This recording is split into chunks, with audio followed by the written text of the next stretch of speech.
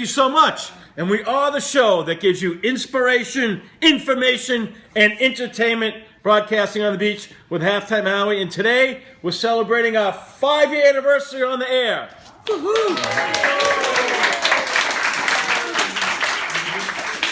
And when I mention inspiration, Joe's been a good friend for several years, and Joe was a guest several times, and I said, Joe, I really would like you to be a regular on the show, because your stories about the way you help these high school seniors who've dealt with so much adversity, either losing a parent to cancer, who've lost a parent to cancer, is so inspiring. I'd like for you to do a weekly segment, and every single week, Joe gives a very inspiring story of a high school student he's had a great impact with. So without any further ado, I'd like to introduce the host of this great event, my friend, Joe Satriano.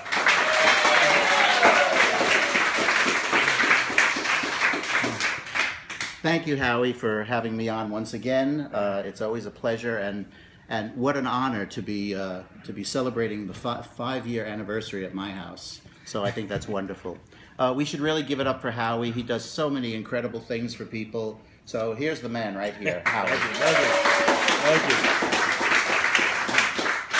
So Howie, before I do my segment, I just wanted to mention that I know that we have a magician here today. Yeah. I hope he can make my mortgage disappear. That would be nice. But anyway, so for those new listeners, my name is Joe Satriano, and I started a foundation 6 months after Susan, my wife, died after a 13-year battle with breast cancer. And one of the amazing things is that you find the strength and the courage to move forward after you're faced with a tragedy. Because you have choices in life. Either you're going to bury your head under the covers, or you're going to do something positive with the rest of your life. And I chose to go that route. It took me 6 months to get my head together. Finally did. Started the Susan Satriano Foundation, where I give out scholarships to high school seniors who unfortunately have a parent who's either passed away of cancer, presently battling, or in remission. I'm so proud to say, you're looking at the foundation. In 10 years, I have reached that lofty goal of helping over 900 kids across the nation with well over $500,000 in scholarships. So one of the most wonderful things that I do is not only do I give out the scholarship, but I also go to each school and I meet the kids and I talk to them. And basically I tell them that there is life after cancer and that there's hope and optimism, and we have to move forward despite the fact that we've all been through some form of tragedy. I get to meet incredible kids, 900 of them to be exact, over the 10-year period.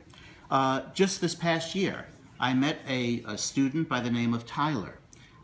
Tyler wrote me a letter, so I'm going to read it to you. And I thought it was very apropos tonight because the majority of my friends who are here are tennis players.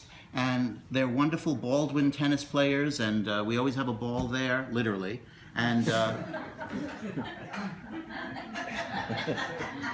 I guess the microphone is working. Yes. So anyway, let me read this to you. It says, "Hi, Mr. Satriano. My name is Tyler, and you met me this past May at the high school. If you remember, my dad was battling prostate cancer. Thank goodness it was caught early. He is doing great now, and he's back to work and enjoying life.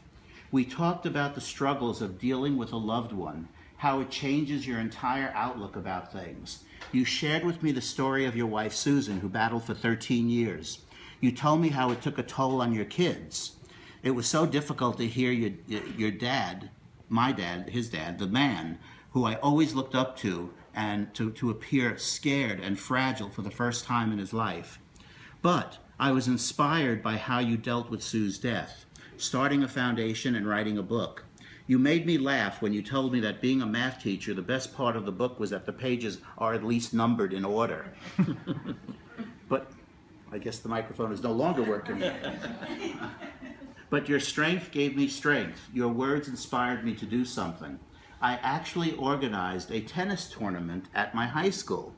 Me and my buddies got local sports stores to donate tennis equipment and prizes, and there was a rock band that always wins the Battle of the Bands contest at my school, and they performed at the end of the event. Hundreds of community members paid admission to watch me and my classmates play tennis. I'm sure I don't play as well as you do. I had him put that in. Just want to hold up a couple of his pictures. But he did have a ball. The red team, he said, actually won the trophy. That's him right there in red.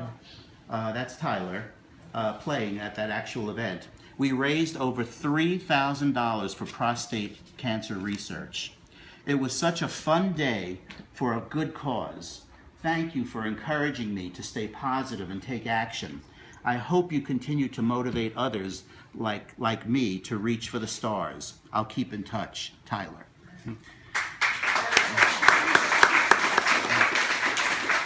The amazing thing, folks, that we have to keep remembering is that these are high school seniors. These are not adults. These are high school seniors who act like adults. They have grown up so quickly. They've learned to deal with adversity, and they've moved forward. And my heart goes out to them because of that. But I tell them every time at the interviews that they are my heroes, because they are, because of the way that they've decided to deal with their situation at home. If I just may very quickly, and then I'll say goodnight for the evening. My book is on sale, In Sickness and in Health, a memoir of love. It's a story of my life with my wife, Susan. 100% of its proceeds goes to the foundation. It's a win-win. Apparently, it's also helped people get through their own tragedies once they read it. So if you do a mitzvah, Sue is Jewish, she taught me all those words. You're doing a good deed by purchasing one, because not only are you hopefully getting some inspiration from the book, but you're also helping a student as well. So Howie, thank you so much for another wonderful evening. Hope you enjoy the rest of the hospitality here. Absolutely. And we will see you next week. All right. Thank you. Joe Satriano, ladies and gentlemen. One thing about